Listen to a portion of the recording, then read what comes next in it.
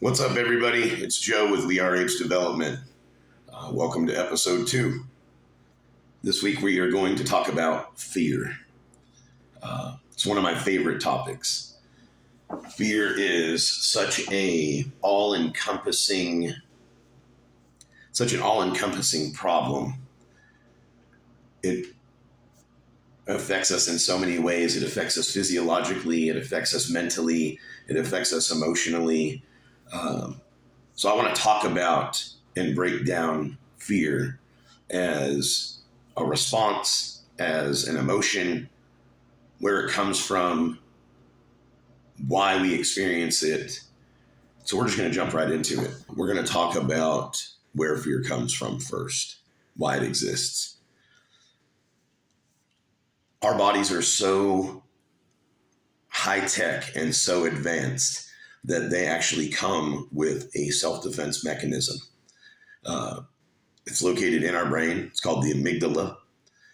When we perceive a danger or threat that will cause us some sort of harm, it triggers a response in the amygdala in our brain, which then releases hormones and sends things shooting through our nervous system that causes physiological response, such as erratic heart rate, increased heart rate, erratic breathing, panic, nervousness, sweaty palms. Adrenaline gets released into the system. This is to prepare us to either fight or flee. It's literally our own built-in alarm system and defense mechanism. So many people are afraid of so many different things, and it all starts right here. Something we see, something we hear, something we sense in our sense of smell, right? Like it could be something as simple as, I heard there's a bomb in the building. Oh my gosh, I smell smoke. Oh my gosh, there's a fire. We got to get everybody out. It prepares us with a burst of energy, a sped up heart rate to pump blood and oxygen through our body. It literally is to prepare us to break down doors if we have to put out a fire, to evacuate a building. We hear a bomb in the building. There's a bomb in the building. We run. We hear that somebody's being held up or mugged. Some people might run. Some people might stop and attack the mugger. The reality of the matter is that this is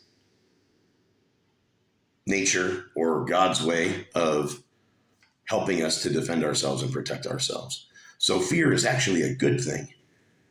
That's the beauty of this whole video, is that we're going to take and break this apart and really analyze it and figure out how it turns into such a negative thing that rots our lives and controls us and paralyzes us and keeps us from excelling or making positive decisions for ourselves.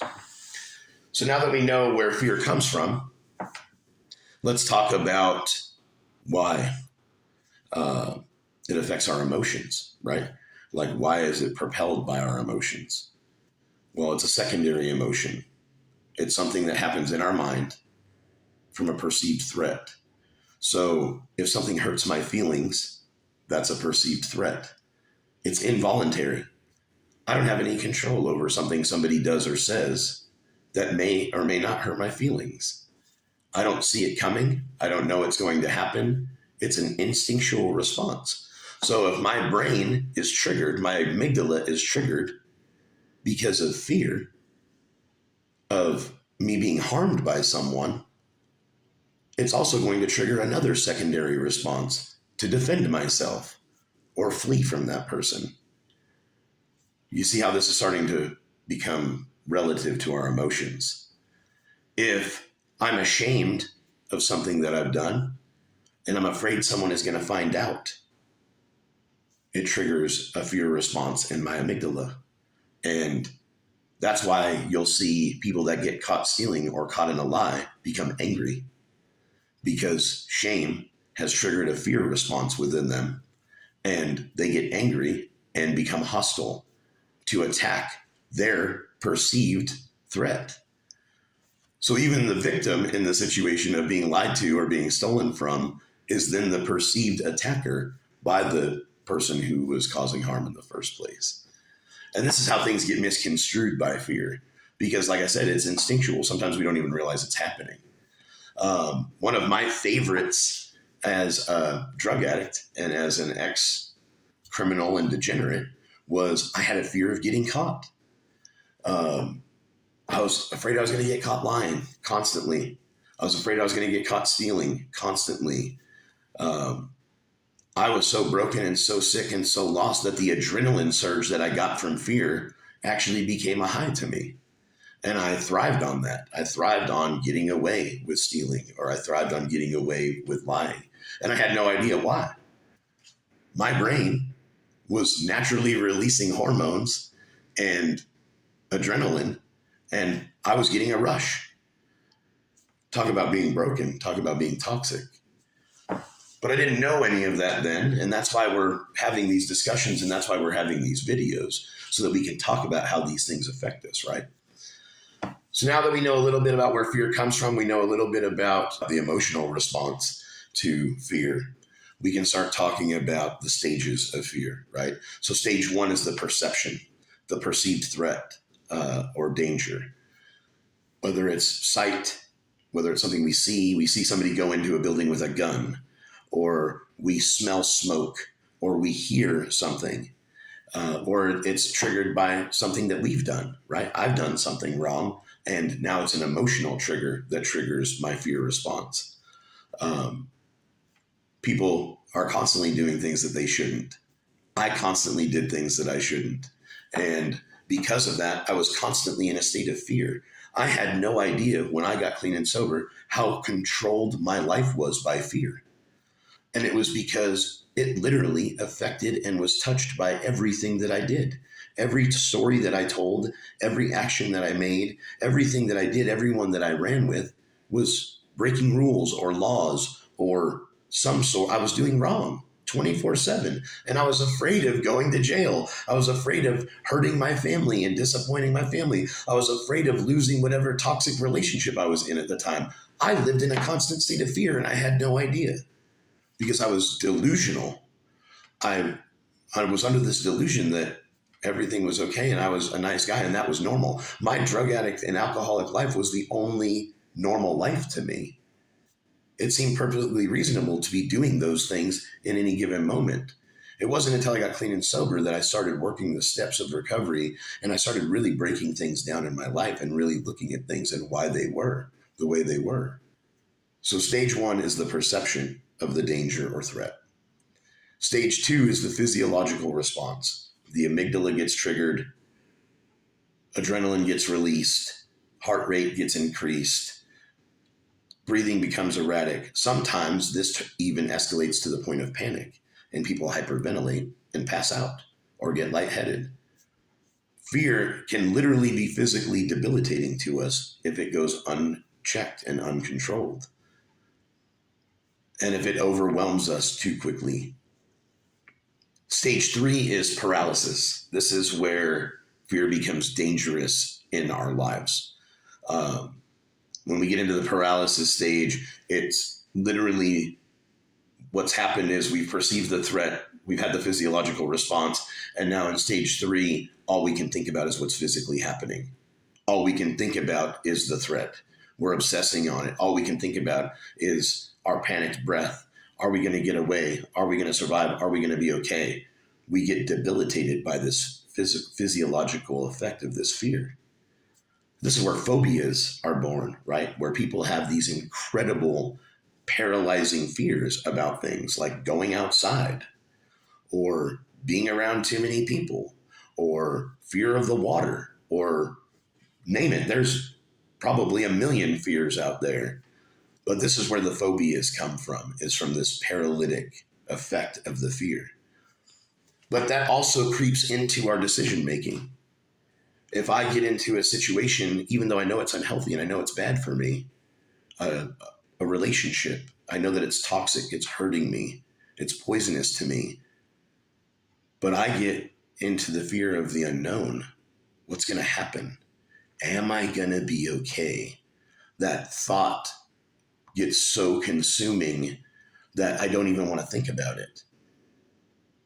I don't know if I'm going to be okay if I get out of this relationship with this woman who's abusing me. I don't know if I'm going to be okay if I get out of this relationship with this woman who treats me like shit and walks all over me and takes advantage of me in every single way. But at least I know if I stay here, I know what to expect. It's comfortable. Sitting in our shit is sometimes very comfortable because it's warm and soft and familiar, even though it stinks. It's a great analogy, but it's fact. Fact. Until my pain is outweighed. Fact.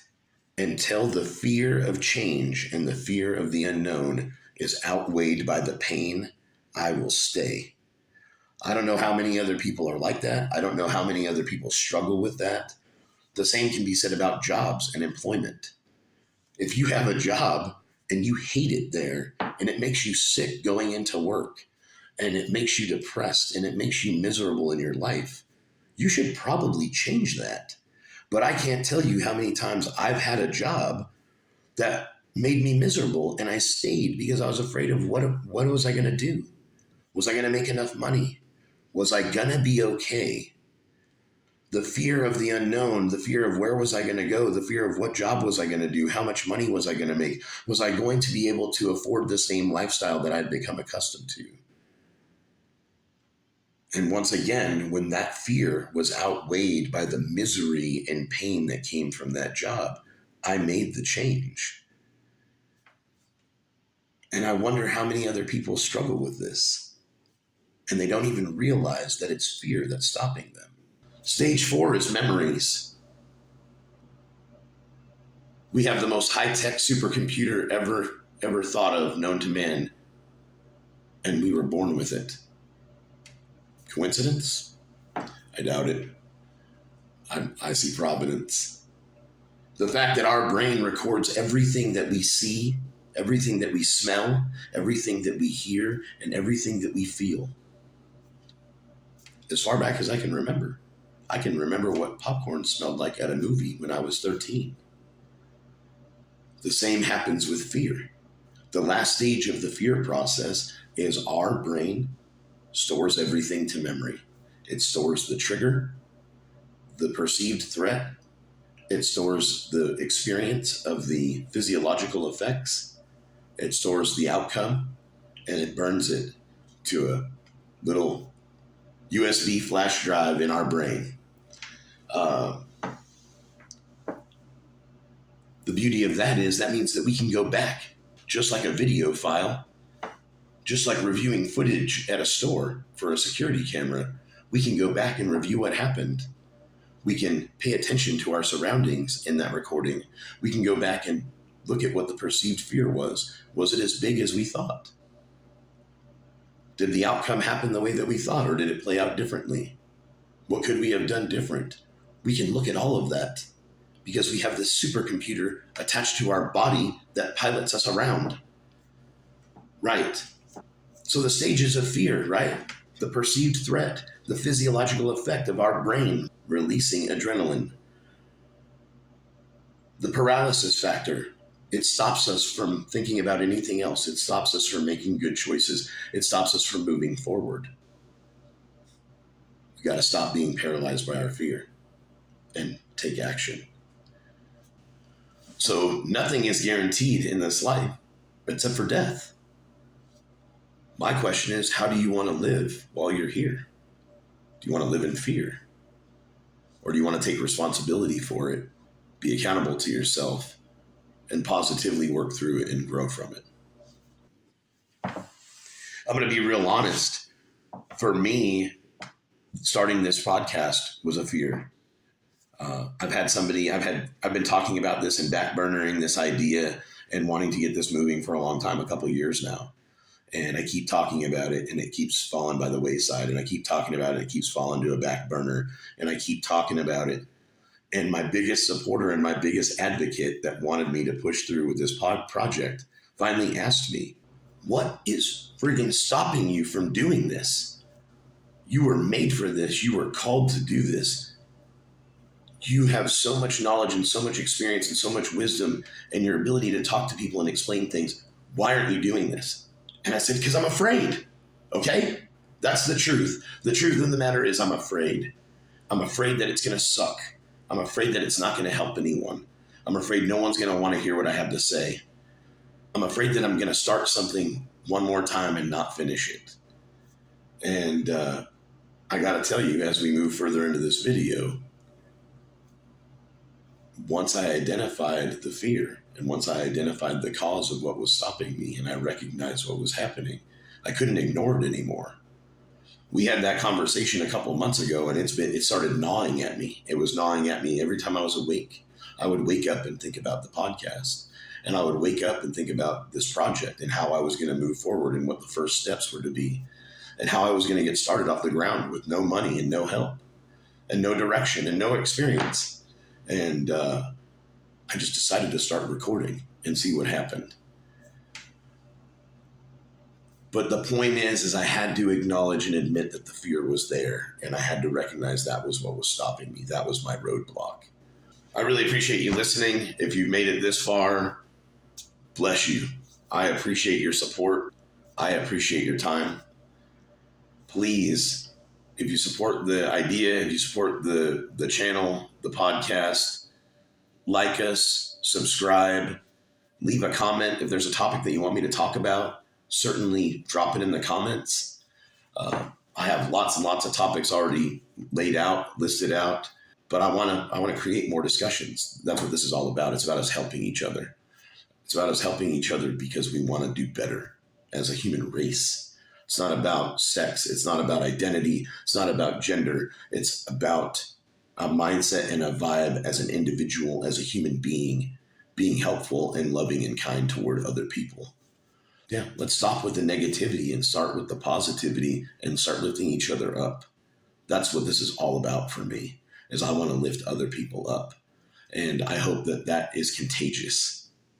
That's my one wish, is that this becomes contagious and that people start helping other people and sharing their experience with other people. If you like what you heard, please like, subscribe, comment,